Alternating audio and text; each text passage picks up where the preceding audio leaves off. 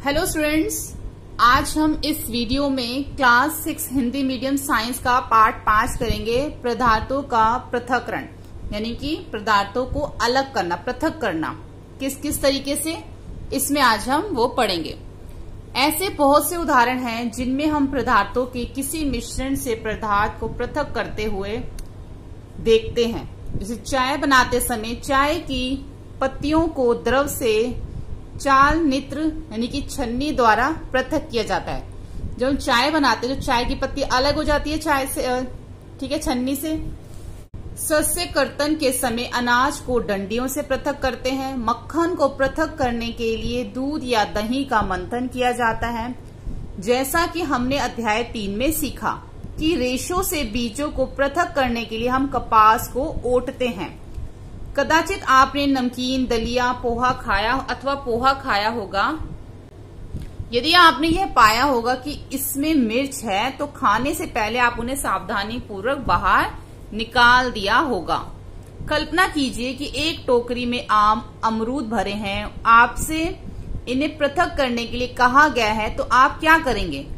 इसके लिए आप एक प्रकार के फलों को उठाकर किसी पृथक बर्तन में रख देंगे। क्या यह सही है? मतलब अलग अलग करेंगे उसको, अमरूद को और सेब को। ऐसे ही आगे है, ऐसा करना सरल प्रतीत होता है, परंतु यदि पृथक किए जाने वाले पदार्थ आम या अमरूद की तुलना में बहुत छोटे हों तो उन्हें पृथक करने के लिए क्या करना होगा? देखो, आम और अमरूद को तो अलग अलग करना बहुत आसान है, लेकिन अगर बहुत छोटी छोटी चीजें हैं और उनको अलग करना हो तो कैसे करेंगे? कल्पना कीजिए यदि आपको रेत और नमक के मिश्रण से भरा कोई गिलास दिया जाता है तो मिश्रण से रेत के कणों को हाथ में बीनकर पृथक करने की सोचना भी असंभव है। उसके बाद नीचे कुछ एक्टिविटी दे रखी है, एक्टिविटीज हम नहीं करेंगे। उसके बाद पृथक्करण की विधियां, अलग अलग तरीके से जो है पृथक्करण किया जाता है। पहला है हस्तचयन, यानी कि हाथ से अलग करना। कई बार हम चावल या दाल घर में बनाते हैं तो उसको क्या करते हैं, उसमें जो कंकड़ होते हैं उसको हाथ से ही अलग कर देते हैं, ठीक है। दूसरा है इसका थ्रेशिंग। थ्रेशिंग में क्या होता है, आपने खेत अथवा खलिहानों में गेहूं या चावल की सूखी डंडियों के गट्ठर देखे होंगे। डंडियों से अनाज को अलग करने से पहले धूप में सुखाया जाता है। प्रत्येक डंडी पर अनकण चिपके होते हैं। खेतों में रखे सैकड़ों गट्ठरों पर चिपके अनकणों की संख्या की कल्पना कीजिए कि उनको कैसे अलग करते होंगे। कृषक अनकणों की डंडियों में इतने डालियों में गट्ठरों से अनाज को कैसे पृथक करते होंगे। आमों तथा अमरूदों को वृक्ष से तोड़ा जा सकता है, परंतु अनकण आम और अमरूद की तुलना में बहुत छोटे होते हैं, इसलिए इनको इनकी डंडियों से तोड़ना असंभव होगा। अनकणों को उनकी डंडियों से कैसे पृथक किया जाता है? डंडियों से अनकण तथा अनाज को पृथक करने के प्रक्रम को थ्रेशिंग कहते हैं। इस प्रक्रम में डंडियों को पीट कर अनकणों से पृथक किया जाता है, जैसे कि चित्र में भी यहाँ पे दिखाया है, ठीक है। इसको कहते हैं थ्रेशिंग। उसके बाद आ जाता है निष्पावन। अब निष्पावन कौन सा तरीका होता है पृथक करने का? यहां से हम इसको पढ़ते हैं। सूखे रेत अथवा बुरादे अथवा सूखी पत्तियों के पाउडर का एक मिश्रण बनाइए। इस मिश्रण को किसी प्लेट अथवा समाचार पत्र के ऊपर रखिए। मिश्रण को ध्यान से देखिए। क्या आप दोनों अवयवों को आसानी से पृथक कर सकते हैं? क्या दोनों अवयवों के कणों को आमाप समान है? क्या हस्तचयन द्वारा इन अवयवों को पृथक करना संभव है? अब आप इस मिश्रण को खुले मैदान में ले जाइए तथा किसी ऊंचे समतल स्थान पर खड़े हो जाइए। मिश्रण को प्लेट अथवा समाचार पत्र पर रखिए। जिस प्लेट अथवा समाचार पत्र पर मिश्रण रखा है उसे पकड़कर हवा में कंधे की ऊंचाई पर ले जाकर थोड़ा सा टेढ़ा कीजिए ताकि मिश्रण धीरे धीरे नीचे फिसले, जैसे कि यहाँ पे दिखाया हुआ है। क्या होता है, क्या दोनों अवयव रेत बुरादा यानी कि या सूखी पत्तियां या पाउडर एक ही स्थान पर गिरते हैं? क्या कोई अवयव ऐसा है जो वायु द्वारा दूर उड़कर गिरता है? क्या वायु मिश्रण के दोनों अवयवों को पृथक करने में सफल हुई? किसी मिश्रण के अवयवों को इस प्रकार पृथक करने की प्रक्रिया को करने की विधि को पावन कहलाती है। निष्पावन का उपयोग पवनों अथवा वायु के झोंकों द्वारा मिश्रण के भारी तथा हल्के अवयवों को पृथक करने के लिए किया जाता है। साधारणतः किसान इस विधि का उपयोग हल्के भूसे को भारी अनकणों से पृथक करने के लिए करते हैं। अब हम देखते हैं चालन। चालन क्या होता है? कभी कभी हमें आटे के व्यंजन बनाने की इच्छा होती है, इसे हमें इसमें उपस्थित चोकर तथा अन्य अशुद्धियों को पृथक करने की आवश्यकता होती है। तब हम क्या करते हैं, इसके लिए हम चालनी का उपयोग करते हैं तथा उसमें आटा डालते हैं। फिर कैसे करते हैं, हम इसको इस तरीके से छानते हैं। आपने घर में देखा होगा, ये छन्नी होती है, इसमें आटा डालते हैं तो जो आटा साफ होता है वो नीचे आ जाता है और जो कण होते हैं वो इस छन्नी में रह जाते हैं, तो इसको बोलते हैं चालन। ठीक है। उसके बाद आ जाता है अवसादन, निस्तारण तथा निस्यदन। सबसे पहले हम पढ़ते हैं अवसादन। अवसादन क्या है? कभी कभी मिश्रण के अवयवों को निष्पावन अथवा हस्तचयन द्वारा पृथक करना संभव नहीं होता। उदाहरण के लिए चावल तथा दाल में धूल मिट्टी जैसे हल्के कण हो जाते हैं। चावल तथा दालों को पकाने से पहले इस प्रकार की अशुद्धि को कैसे पृथक करते हैं? जैसे कि चावल में रेत है या मिट्टी है तो उसको कैसे करेंगे, वो तो हाथ से नहीं होता। प्राय पकाने से पहले चावल या दालों को जल से धोया जाता है। जब आप चावल या दाल में जल डालते हैं तब उन पर चिपकी हुई अशुद्धियां जैसे मिट्टी, धूल के कण पृथक हो जाते हैं। ये अशुद्धियां जल में चली जाती हैं जिससे जल थोड़ा मटियाला हो जाता है। अब सोचिए, बर्तन की तली में कौन डूबेगा, चावल या धूल? क्यों? क्या आपने देखा कि बर्तन को थोड़ा सा टेढ़ा करने पर जल को बाहर गिराया जाता है। मिश्रण में जल मिलाने पर भारी अवयवों को नीचे तली में बैठ जाने के प्रक्रम को अवसादन कहते हैं।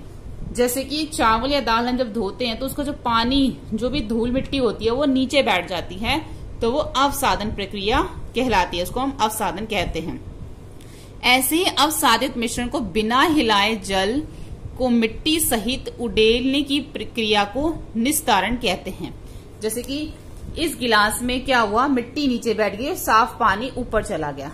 अब जब हमने इस गिलास को, इसका पानी इसमें डाला तो जो मिट्टी वाला पानी, यानी कि जो मिट्टी नीचे बैठी हुई है, उसको हमने क्या करा, इस गिलास में डाला, तो साफ पानी जो है वो इस गिलास में आ जाएगा। जो नीचे मिट्टी बैठी है वो वैसे की वैसे रहेगी। ठीक है, तो उसको बोलते हैं निस्तारण।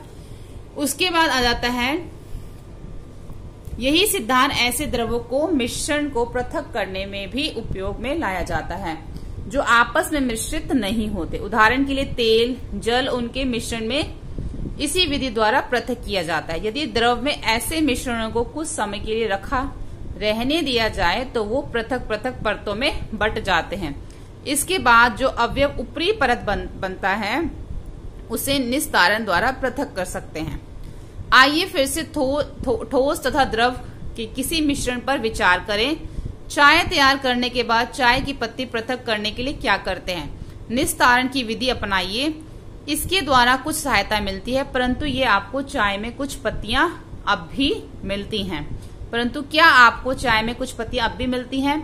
अब चाय को एक छन्नी में डाल दीजिए। क्या चाय की सारी पत्तियां छन्नी में रह जाती हैं? इस प्रक्रम को निस्यदन कहते हैं, जिसको हम फिल्टर कहते हैं। यानी कि चाय क्या हो गई, फिल्टर हो गई।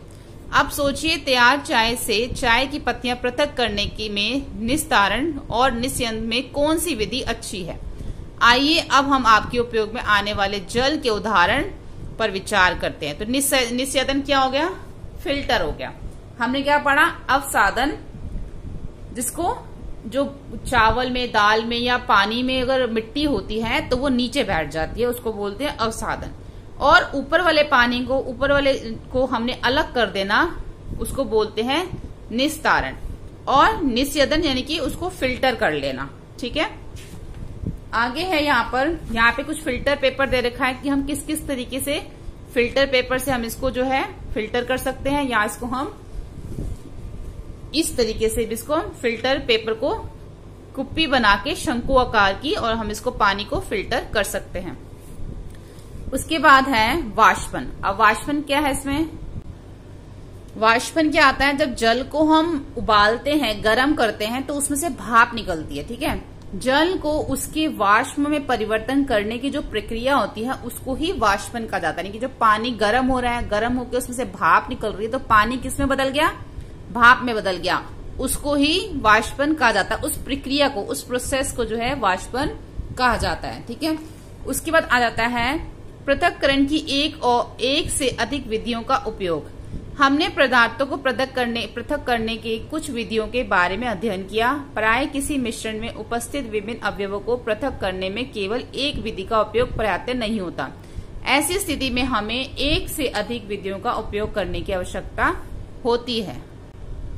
उसके बाद, क्या जल किसी पदार्थ की कितनी भी मात्रा को घोल सकता है? अध्याय 4 में हमने पाया कि कई पदार्थ जल में घुलकर विलयन बनाते हैं, तब हम उन पदार्थों को जल में विलय कहते हैं। यदि हम जल की मात्रा निश्चित रखकर उस पदार्थ की मात्रा निरंतर बढ़ाते जाएं तो क्या होगा? ठीक है। आगे क्रियाकलाप आप पढ़ सकते हैं, इसमें सारा आगे डिटेल दे रखा है, ये सारी एक्टिविटीज हैं। तो यहाँ पे जो मेन पॉइंट हमने उस चैप्टर के पढ़ लिए हैं कि किस किस तरीके से, सबसे पहले हमने पढ़ा था कैसे हम पृथक कर सकते हैं। पृथक करने के हमने 2-3 तरीके पढ़े थे। सबसे पहला था हमारा हस्तचयन, कि हम हस्तचयन से इसको पृथक कर सकते हैं, थ्रैशिंग से अलग इसको कर सकते हैं पृथक। उसके बाद जो हमने पढ़ा था निष्पावन द्वारा हम इसको पृथक कर सकते हैं। लेकिन जो चीज ज्यादा, उसके बाद चालन द्वारा भी हम इसको पृथक कर सकते हैं। ठीक है। और कुछ प्रोसेस हमने पढ़े थे, अपसादन, निस्तारण और निस्यदन, जो बहुत ही बारीक चीजें होती हैं उसको हम किस तरीके से पृथक कर सकते हैं। ये 3 प्रोसेस हमने और देखे थे इसके अंदर। उसके बाद हमने देखा था कि वाष्पन क्या है, और उसके बाद हमें यहाँ बताया गया कि और भी जो है अधिक विधियों का उपयोग होता है पृथक करने के लिए। ठीक है। उसके बाद हमें बताया गया कि जल किस पदार्थ को कितनी मात्रा में घोल सकता है। ये सारी एक्टिविटी उसी के ऊपर आगे दे रखी है। अब हम इसके करेंगे प्रमुख शब्द और इसके प्रश्न उत्तर। पहला प्रमुख शब्द है मंथन। मंथन, दूध या दही के मंथन से मक्खन निकाला जाता है। दूसरा है संघनन, जल वाष्प के द्वारा में बदलने की प्रक्रिया को संघनन कहते हैं। निस्तारण, जमी हुई मिट्टी के ऊपर से जल को पृथक करना। वाष्पन, जल के वाष्प में बदलने की प्रक्रिया। निस्यदन, द्रव से ठोस कणों को पृथक करना। हस्तचयन, अनाज के हाथ द्वारा पत्थरों के भूसे आदि के टुकड़ों को चुनकर अलग करना। संतृप्त विलयन, घुले हुए ठोस अधिकतम मात्रा वाला विलयन। अवसादन, अविलय ठोस का जल में बैठ जाना। चालन, इससे छन्नी के छिद्रों से महीन कण छानकर नीचे निकल जाते हैं और बड़ी अशुद्धियां छन्नी में बच जाती हैं। उसके बाद है विलयन। विलयन क्या है? द्रव के एक ठोस पदार्थ की घुलने की प्रक्रिया। थ्रेशिंग, भूसे से अनाज अलग करने की प्रक्रिया। निष्पावन, किसी मिश्रण के घटकों को हवा गुजारकर पृथक करना। ठीक है। उसके बाद हम देखते हैं प्रश्न उत्तर। हमने किसी मिश्रण के विभिन्न अवयवों को पृथक करने की आवश्यकता क्यों होती है? 2 उदाहरण लिखिए। जब 2 या 2 से अधिक पदार्थ साथ में लाए जाएं तो इसे हम मिश्रण कहते हैं। कभी कभी किसी मिश्रण के विभिन्न घटक उपयोगी नहीं होते बल्कि हानिकारक होते हैं, अतः हमें किसी मिश्रण के घटकों को पृथक करने की आवश्यकता होती है। उदाहरण के तौर पर चाय बनाने के पश्चात चाय की पत्ती उपयोगी नहीं रहती। चावल में मौजूद छोटे छोटे पत्थर हानिकारक होते हैं, अतः हम उन्हें निकाल देते हैं। उसके बाद प्रश्न 2, निष्पावन से क्या अभिप्राय है? यह कहाँ उपयोग किया जाता है? निष्पावन द्वारा किसी मिश्रण के भारी एवं हल्के संगठनों को हवा द्वारा या हवा चलाकर पृथक किया जाता है। किसान अनाज में भारी दानों से भूसे के हल्के कणों को पृथक करने में प्राय इस विधि का उपयोग करते हैं। प्रश्न 3 है, पकाने से पहले दालों के नमूने से आप भूसे एवं धूल के कण कैसे पृथक करेंगे? हस्तचयन द्वारा यह किया जा सकता है। हस्तचयन विधि का उपयोग सामान्यतः गेहूं, चावल या दालों से गंदगी के कण, पत्थरों, भूसे आदि को पृथक करने में किया जाता है। प्रश्न 4, छालन से क्या अभिप्राय है? यह कहाँ उपयोग होता है?